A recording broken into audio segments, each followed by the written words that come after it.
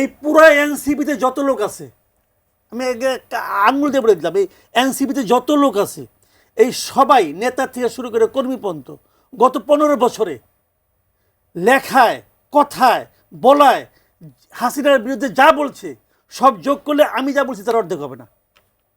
ঠিক আছে, কথা আমি এটা চ্যালেঞ্জ দিলাম, আপনি আসেন। ঠিক আছে, ঠিক আছে, আমি একটু বলতে আমার তার অর্ধেক হবে না। মাসুদ কামাল আমি কি ভাই, তখন লিখতেই নেই? আচ্ছা আমি বলি নাই।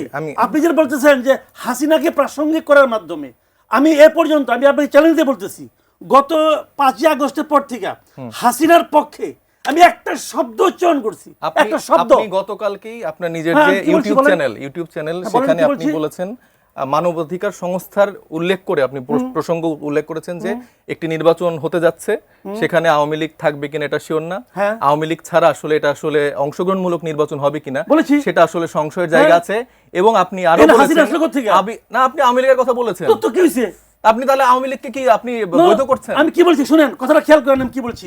এবং আপনি বলেছেন যে ইউনূস সরকার ঠিক হাসিনা সরকারের মতোই কার্যক্রম অবশ্যই করতেছে। তার মানে আপনি বলতে যাচ্ছেন যে আওয়ামী সরকার হাসিনার মতোই করতেছে। আওয়ামী লীগ যে রাজনৈতিক দল হিসেবে একটা মানে সন্ত্রাসী সংগঠন, এটাকে আপনি বৈধতা দিতে যাচ্ছেন না।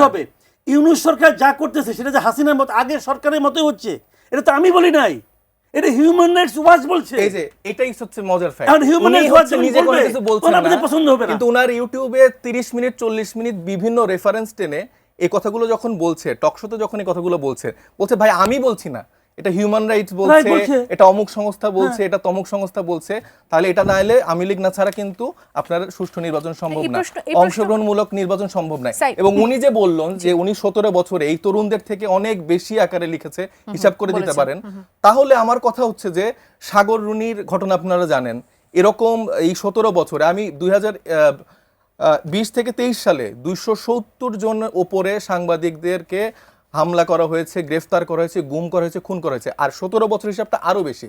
তাহলে মাসুদ কামালরা যদি এত বেশি মানে সরকারের সমালোচনা করে, সরকারকে আটকে ধরে, তাদেরকে কেন সরকার এত এত গুম খুন মানুষ হয়ে যায়, এত মানুষকে তুলে ফেলে বিরোধী মত প্রকাশের জন্য? মাসুদ কামালরা এখনো ঠিকঠাক ভাবে বসে এখন আওয়ামী লীগের বৈধতা উৎপাদন করতে পারে। আপনার মনে রাখতে হবে আওয়ামী লীগ সরকার শুধুমাত্র আওয়ামী লীগের জন্যই এতদিন মানে শাসন করতে পারেনি। তাদের যেরকম সেনাবাহিনীতে নিজেদের লোক ছিল, সাংবাদিকের মধ্যে নিজেদের লোক ছিল, প্রত্যেকটা প্রতিষ্ঠানে তারা এরকম মানুষকে, মাসুদ কামাল ভাইদের মতো মানুষকে বসিয়ে রেখেছিল, যার জন্য তারা এখন এই সময়টাতে থেকেও অপ্রাসঙ্গিক থাকেও মাসুদ কামালরা তারা তাদেরকে বৈধতা উৎপাদন করছে। এরা সংস্কার করতে যাচ্ছে, এই সংস্কারটা এখন ঝুলে গেছে এই কারণে যে এই সংস্কারের শুরুটাই ঠিক ছিল না, এবং শুরুর থেকে আমি বলছিলাম কেন ঠিক ছিল না। এখন শুরুর থেকে বললেই তো খারাপ হয়ে গেলাম ভাই, আমি শুরুর থেকে বলতেছি এটা ঠিক হবে না। দেখেন এখন কি হয়েছে, আমি একটা এক্সাম্পল তো বলে খেলাম, আপনি দেখেন এখন কি হচ্ছে, এটা কীভাবে বাস্তবায়ন করবে এটা নিয়ে আলোচনা হচ্ছে।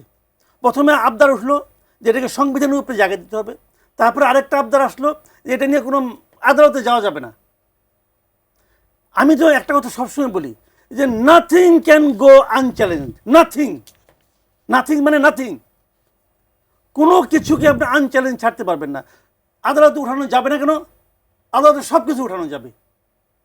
আজকে থেকে 10 বছর 5 বছর পরে শেখ হাসিনা তো বলছিল এই সংবিধান চেঞ্জ করা যাবে না, সংবিধান চেঞ্জ হচ্ছে না, তার কথা অনুযায়ী হবে নাকি? তার কথা অনুযায়ী কোনো একটা ব্যক্তি বা কোনো গোষ্ঠীর কথা অনুযায়ী হবে না, জনগণের কথা অনুযায়ী হবে। জনগণের কথা আপনি বুঝবেন কিভাবে?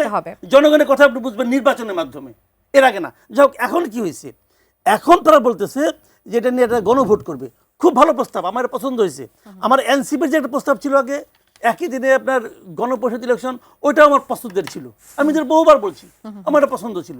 এখন তারা গণভোট করতেছে, গণভোটের ঝামেলাটা দেখেন আপনি, আমি বলি আপনাকে তাহলে বুঝবেন। এই গণভোটটা কিন্তু প্রথম বিএনপি রাজি ছিল না, তাহলে বিএনপি মনে হয় অনুরোধে ঢেকে গেল, ঠিক আছে আমি গণভোট করব। কোন দিন করবেন? নির্বাচনের দিন করবেন। আরেকজন বলছে নির্বাচনের আগে হবে। গণভোটটা প্র্যাকটিক্যাল না, এটা আমি বলছি আপনাকে কেন প্র্যাকটিক্যাল না। নির্বাচন যদি হয় এই দেশের মানুষ একই দিনে 2টা ব্যালটে ভোট দিবে, এই ইলেকশন কমিশন একই দিনে 2টাই নির্বাচন নিয়ে রেজাল্ট বের করবে, এটা জটিল হয়ে যাবে। তারপরে যদি তারা পারে করুক, আমার কোনো আপত্তি নাই। মৌলিক প্রবলেমটা কোথায়? মৌলিক প্রবলেমটা এটা নিয়ে কেউ ভাবতে আসে না যে এটা তো একটা ফাঁদ, জাস্ট একটা ফাঁদ। ফাঁদটা কীভাবে?